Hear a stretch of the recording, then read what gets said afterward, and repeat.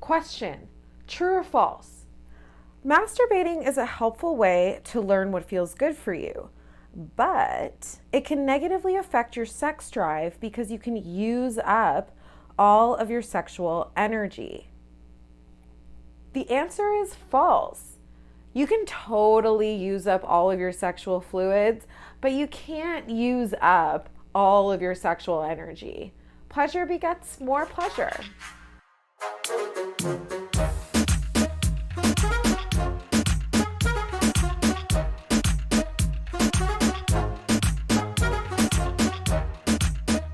Hi, I'm Samantha Biddy, sexual health and consent educator, and this episode of Sexy Sexual Health Education is about self-pleasure. So often when people hear this topic, they immediately think masturbation. And yes, the trivia question was about that, but self-pleasure is actually so diverse. But let's start there anyway by debunking some masturbation myths. 1. Too much masturbation can damage the sensitivity of our junk. And false. For one, too much is relative. If you are showing up to your responsibilities and obligations and your body is feeling okay, then chances are you're not masturbating too much. Let's say that a lot of masturbation has created some desensitization, then my suggestion would be to mix it up. Which brings us to myth number 2, which is that masturbation is all about the genitals. And that's also not true. Masturbation can be about all different parts of your body. It's ultimately about exploring what feels good for you. After all, sexual arousal begins in the brain. It's very important that we decentralize the genitals and our otherwise sexy parts when we're talking about sexual pleasure in general, because for one, it leaves a lot of people out of the conversation, whether that's folks who don't have use of their genitals in a certain way, or perhaps they have a dysmorphic relationship to their genitals, or they've experienced a sexual trauma and sexy parts might not feel self-pleasuring. That takes time to recover and heal. And so when we talk about masturbation as being an all-body experience, then everybody's invited to the party if that's something they want to experience. 3, masturbation is gendered, or that masturbation is only for people of a certain gender.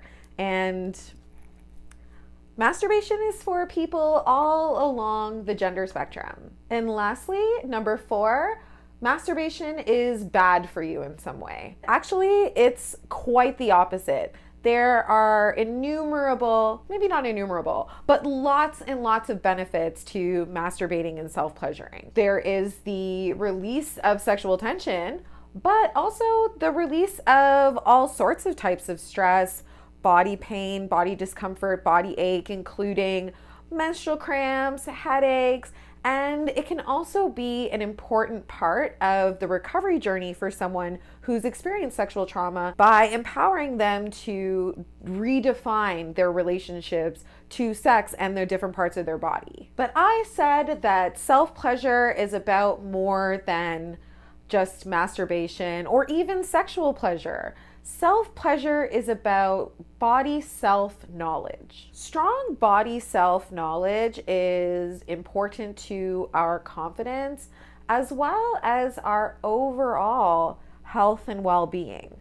Sexual, physical, mental, whether that is in accessing healthcare or just the embodiment of being a human person. Self-pleasure can contribute to our safety and is integral to consent culture. When we're aware of what feels good for us, not just sexually, but as it relates to our bodies in relation to other people's bodies, we know and are better able to assert our boundaries and communicate with others. Knowing what feels good helps us to quicker identify when something isn't feeling good. And again, feel more confident communicating that. Ultimately contributing to more wanted mutual experiences. With all of that knowledge, confidence, and comfort, yes, self-pleasure improves our sexual experiences as well. It improves partnered sex because we're able to identify what's happening in our bodies and how it works.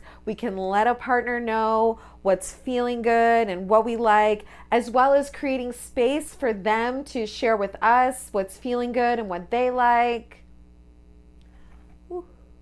All right, all of that sounds amazing. So what's the thing? Why are we talking about this? And the thing is shame. People feel shame about self-pleasure. Most specifically masturbation, but I would say self-pleasure in general.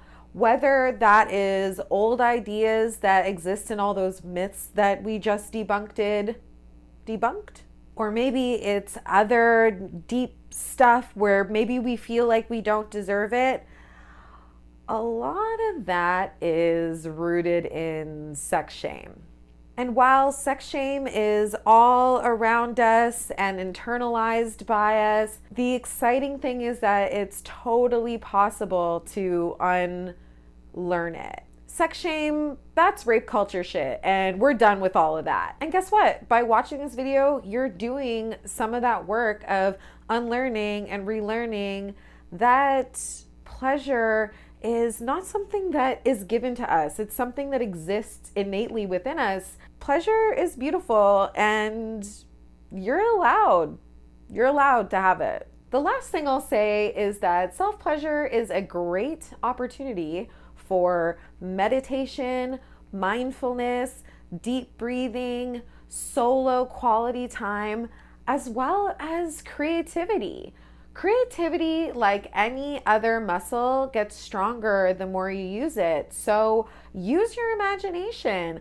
Whether that's using your imagination about self-pleasuring with whatever's around the house, or it's all taking place in fantasy in your mind. Remember, self-pleasure is about sensual moments, and that can take many, many forms.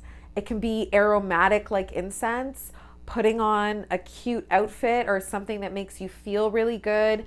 Further to that, it can be textural, the way something feels on your skin. I mean, it can be anything. That's it for this episode of Sexy Sexual Health Education. Until next time, be patient with yourself while you're exploring yourself solo or with a partner. You can totally self-pleasure with a partner. Did I mention that?